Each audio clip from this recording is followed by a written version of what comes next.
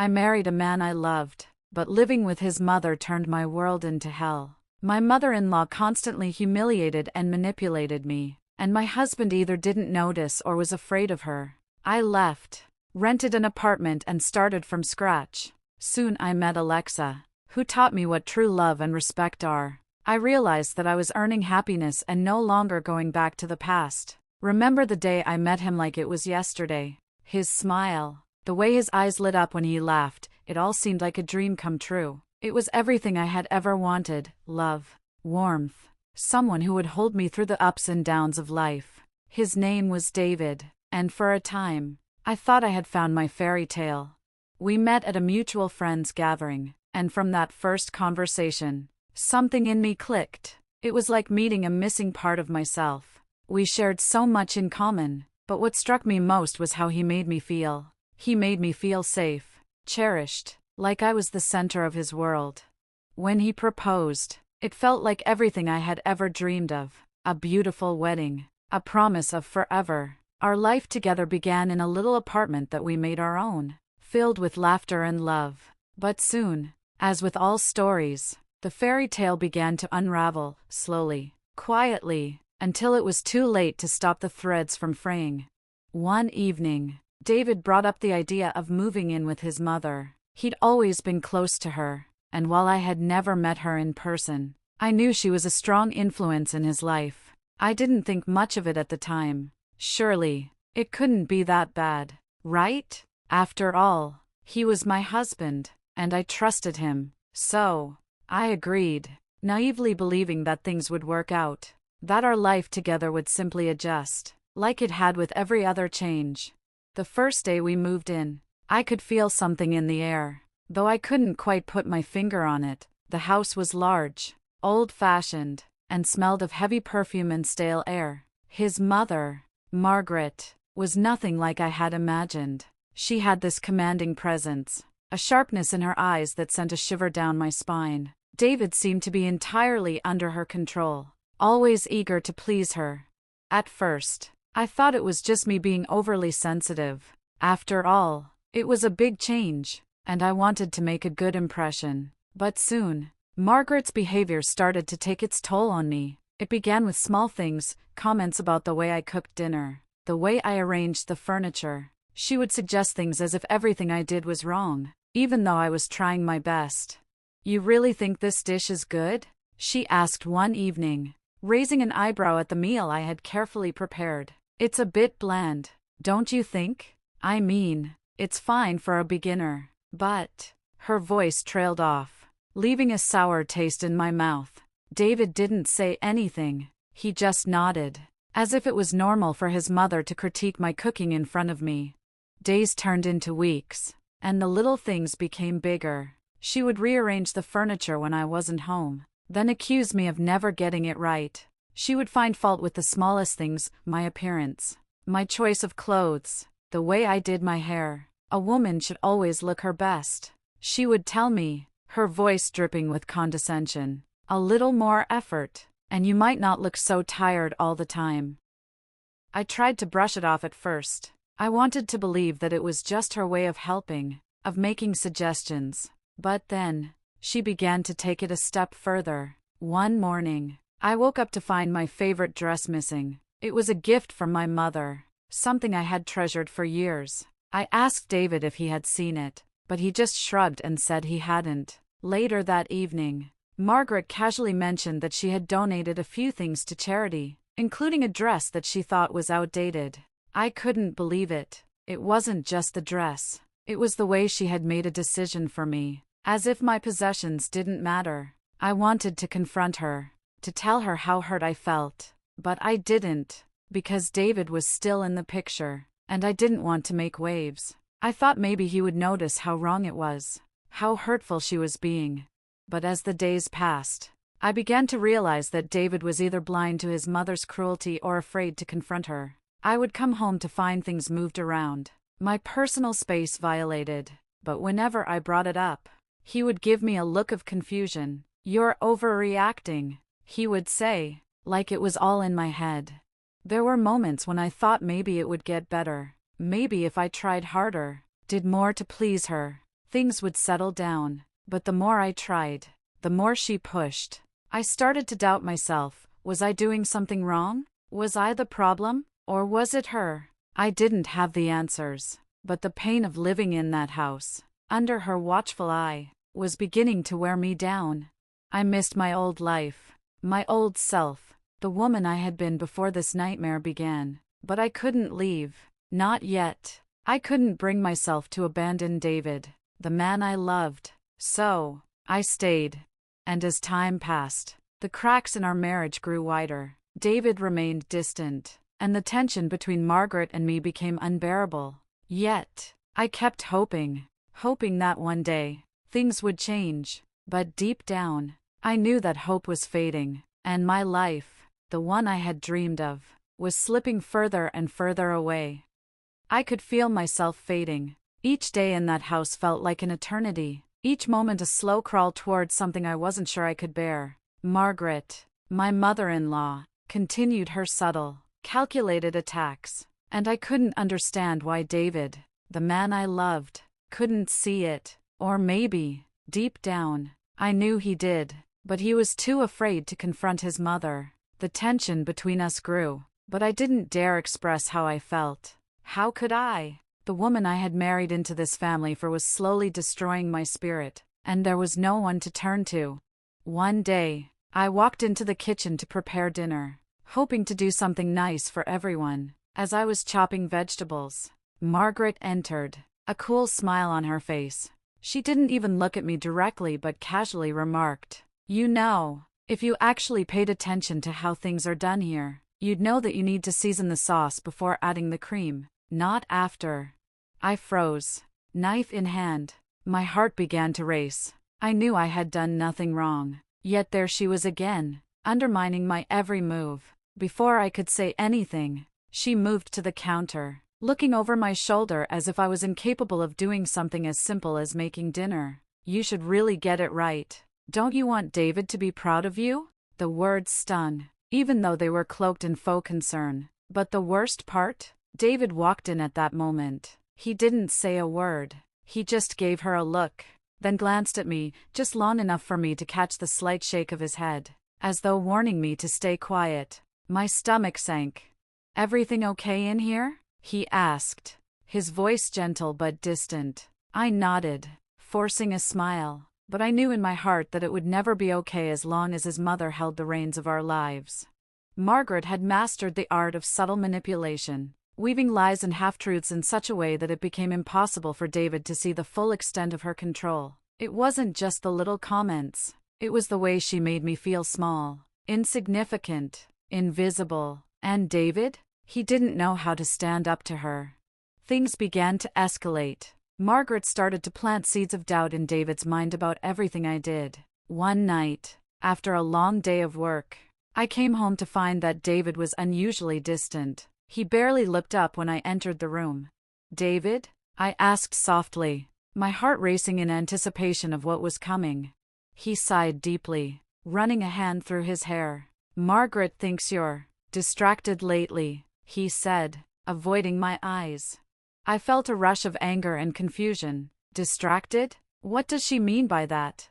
David didn't answer immediately. Instead, he turned towards the door, where his mother had been quietly listening from the hallway. Margaret entered, her face the picture of concern, but I could see the glint of satisfaction in her eyes.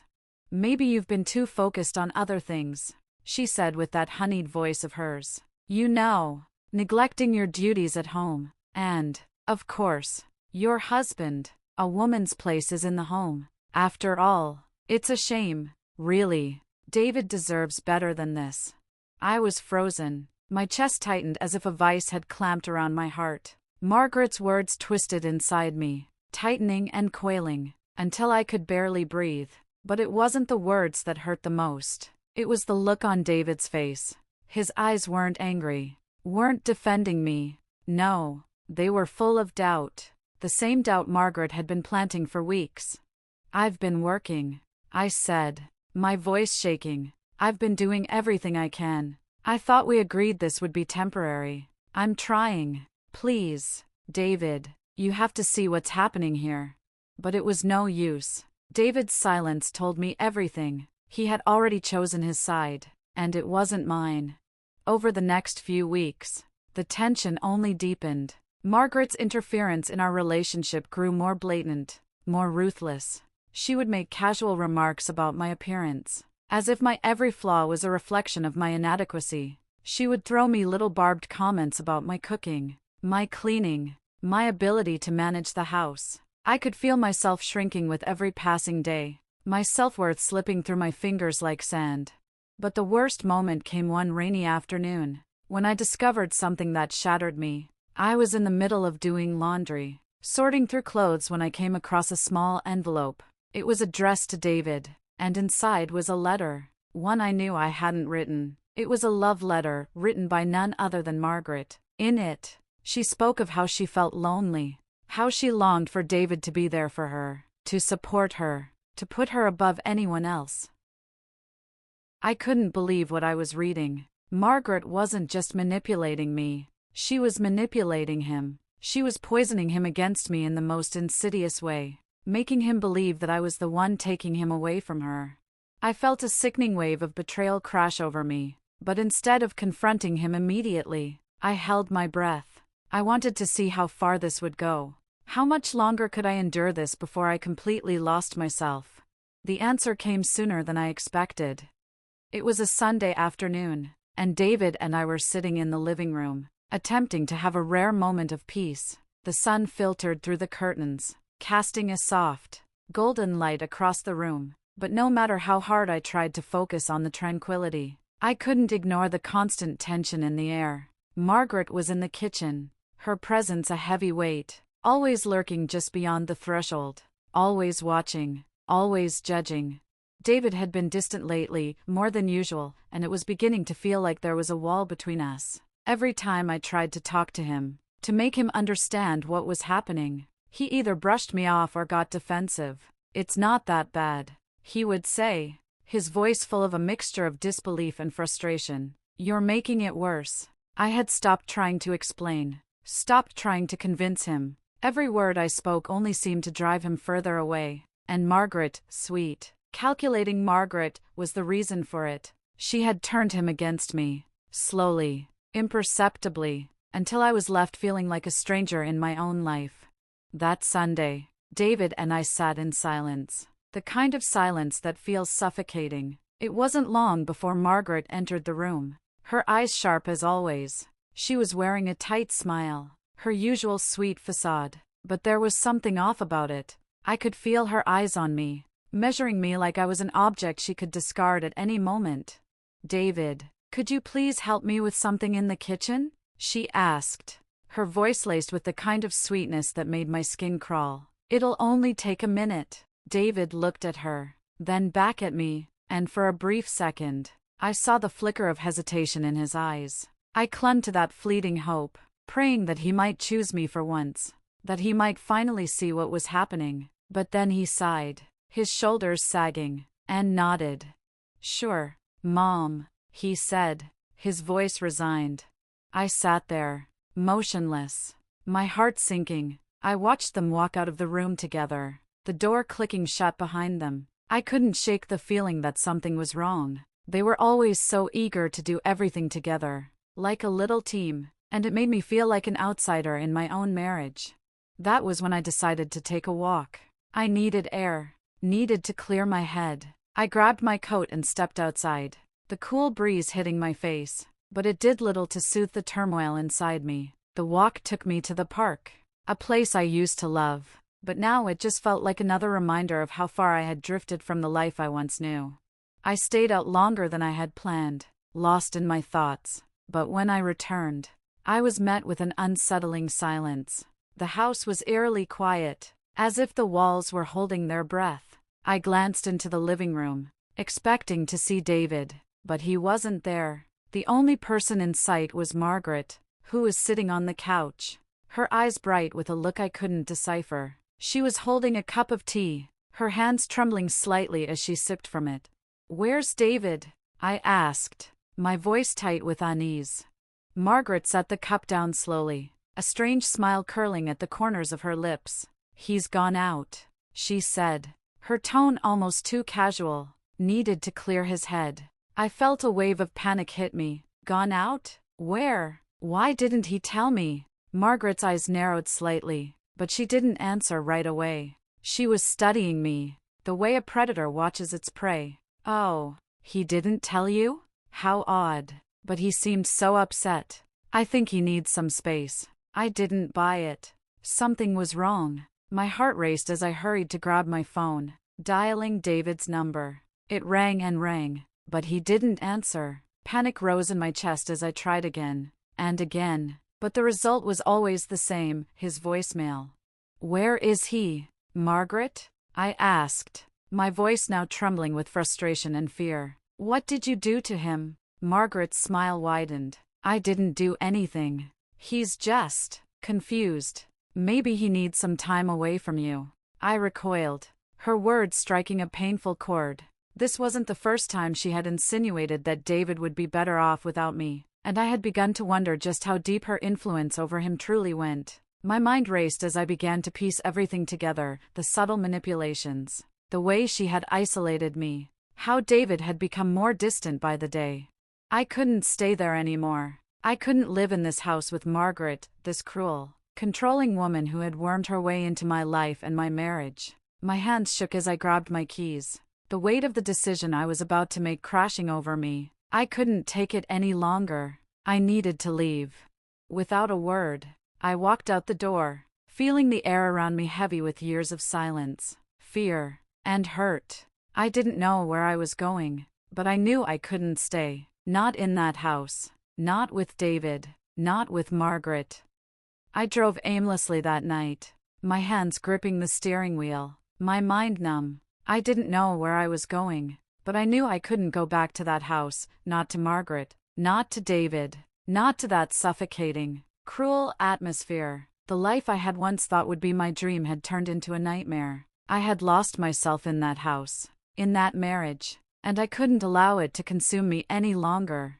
I didn't have a plan, but I couldn't think about that. All I knew was that I needed distance. I needed to breathe. Eventually, I ended up at a small apartment complex on the outskirts of town. It wasn't much, just a modest one-bedroom unit, but in that moment, it felt like freedom. The decision was impulsive, reckless even, but I couldn't stay in that toxic place for another second. I signed a lease that night, without a second thought, and by morning, I was moving in. The first few days were disorienting. I was alone for the first time in years, and I felt like I was losing my mind. The apartment felt cold and unfamiliar, but it also felt safe. I could breathe again, without the constant judgment, without the subtle manipulations, without the toxic presence of Margaret. I tried to settle in, but the pain, the fear, the uncertainty of what had happened still weighed heavily on me. But slowly, I began to rebuild. I found small comforts, making myself tea in the mornings, putting up pictures of places I had always dreamed of visiting, and starting to cook again, without anyone criticizing me. For the first time in so long, I didn't have to worry about whether someone would tear down every little thing I did. I felt a sense of liberation, even in the smallest acts. Weeks passed, and though the shadows of my old life lingered, I found myself getting stronger. I went for walks every day, explored the city around me, and reconnected with friends I had lost touch with. I still had moments where the loneliness crept in, and memories of David haunted me, his smile, the sound of his laughter, but I knew deep down that leaving him was the only way I could ever heal. One evening, while sitting in a cafe, I met him. His name was Alex. He was sitting alone at a table across from mine, and our eyes met in that strange, magnetic way that sometimes happens when two people are meant to cross paths. He was older than me, with a quiet strength about him. He didn't speak much, but when he did, his voice was warm, grounded. We struck up a conversation about the book I was reading, and somehow, the hours slipped by as we talked about everything, our lives, our passions, our pasts. It was as if we were two old souls reconnecting after a lifetime apart. From that night forward, we saw each other regularly. Alex was kind, thoughtful, and patient. He listened to me, Not as someone trying to fix me, but as someone who simply wanted to understand. With him, I didn't feel judged. I felt seen. For the first time in a long time, I allowed myself to trust someone again. With Alex, I rediscovered the joy of being with someone who valued me, who respected me. He didn't just appreciate me for who I was. He celebrated me, and for the first time, I felt what it was like to be loved without conditions, without manipulation, without fear. One afternoon, I was sitting on the porch of my apartment, sipping tea, when I got a call from an unknown number. I hesitated, but then answered, thinking it was probably a wrong number. "Hello?" I said, my voice tentative. The voice on the other end made my heart stop. "Are you okay?" It was David's voice, but there was a coldness to it I had never heard before. It made me shiver. "I'm fine," I replied, my voice steady. "Why are you calling me?" I've been thinking a lot," he said, his words heavy with guilt. "I know things have been difficult. I should have done more. I should have noticed what was going on with my mother. But you have to understand, I didn't know how to stand up to her. She's always been so controlling. So, I didn't know how to protect you from her. I'm sorry." The words hung in the air like a lifeline thrown too late. I felt a pang of sadness, but it was distant now, like an old wound that had already begun to heal. "I don't need your apology, David," I said softly, surprising myself with how calm I sounded. "You had a choice, just like I did. You chose her, and I chose myself." There was silence on the other end of the line, and I could hear his breath catch. "I still love you, you know," he said, his voice cracking. "I don't want to lose you." I closed my eyes, taking a slow breath. The pain of our past was still there, but it wasn't what defined me anymore. It wasn't who I was. "I'm not the woman I was when I was with you," I said, my voice firm. "I'm stronger now. I've found peace. I've found happiness. And it's not with you." There was a long silence before he finally spoke. "I understand." And that was it, the final goodbye. I felt an unexpected sense of relief wash over me. I had closed that chapter of my life, and though it had taken me years to walk away, I knew now that I had made the right decision. My new life with Alex was different. It wasn't perfect, but it was real. He didn't try to change me. He didn't make me feel small. With him, I was allowed to be myself. I wasn't judged. I wasn't controlled.